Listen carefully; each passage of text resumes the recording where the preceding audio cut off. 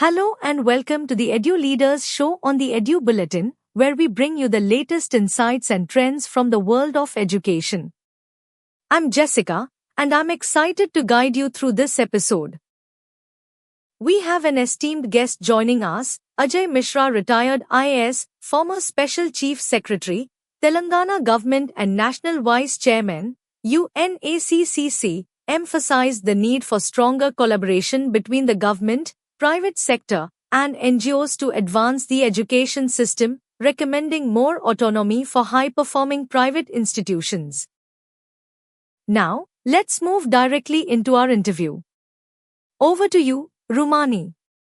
Let's hear what Sir had to say. So we have with us a very special guest. He is Mr. Ajay Mishra, IAS retired, former Special Chief Secretary, Telangana Government, National Vice Chairman, UNAccc. So welcome to the summit, sir. How's your experience being here? Thank you. First of all, I'd like to thank the organizers, to more, because this is the second year in continuation where I am being invited and involved in this very important summit.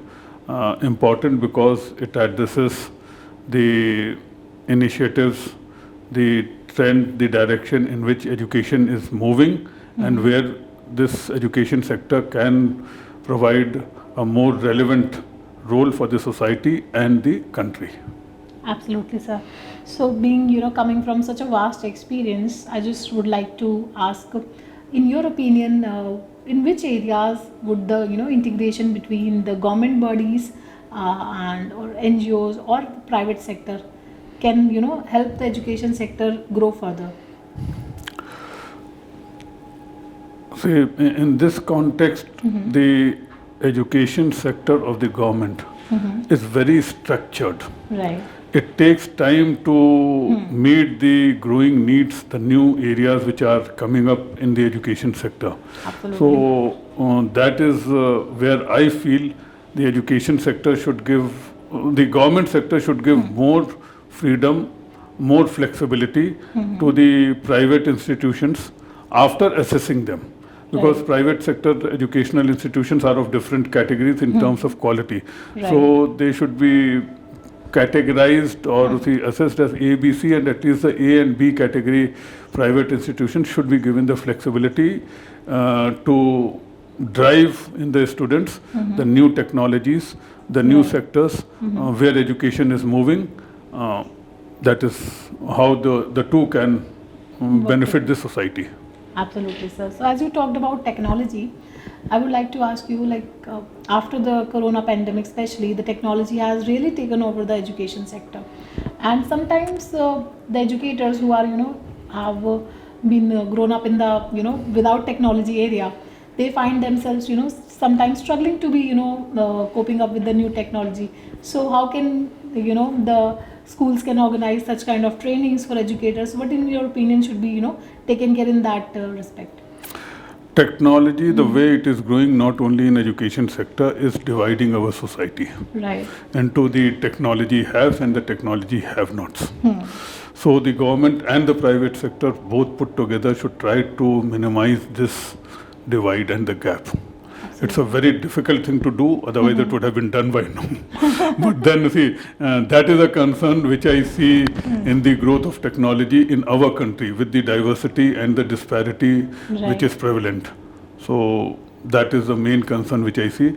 Second, see, technology has both its sides, the positive and the negative. Right. So where to limit the utilization of technology to have the optimum impact, that is a very sensitive exercise and a very effortful exercise that has to be done by the leaders in both the government, public sector and the private sector, because beyond a point it should not be causing undue strain, dangers, risks to the student community and to the society. Absolutely, sir. Great words. Now I would like to ask you about, in your current role, what do you think what can be done to improve the current standard of education and make it future ready, especially for the students who are going to thrive in the market tomorrow?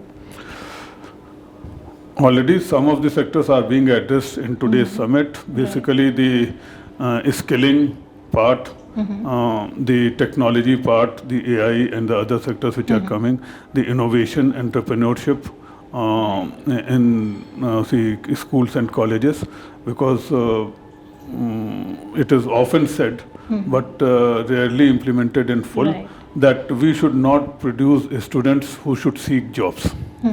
They should be providing jobs. Absolutely. So, and in a country like ours where literacy itself is not to the desired level of 100%, and the well-educated are very few. So, the products of the universities, the good universities, should be competent, should be empowered to provide jobs to the people, to provide guidance to the society, at least after a few years of working, if not immediately after the university. So that's a tough job, I'll repeat, not very easy, but then difficult jobs are what we are focusing on. And as I mentioned in my address today morning, human values and life skills. These two things should be in the focus of the education, along with full awareness about our culture, our traditions. If this combination is there, much of the shortcomings can be addressed. Absolutely, sir. 2 words for the Education Summit. Excellent initiative, and the way it is running, it has already completed, as I say, its silver jubilee. Now the 26th edition is like the beginning for the golden jubilee. So all the best and congratulations to the Grow 2 More and to the Education Summit being organized. Thank you so much, sir. It was a great experience having you here. Thank you. Thank you for joining us for this enlightening discussion. We hope you found it as insightful and inspiring as we did. Save the number 8534845670 and send "Hi" on WhatsApp for updates on the Edu-Leaders Show, featuring inspiring interviews from the education sector.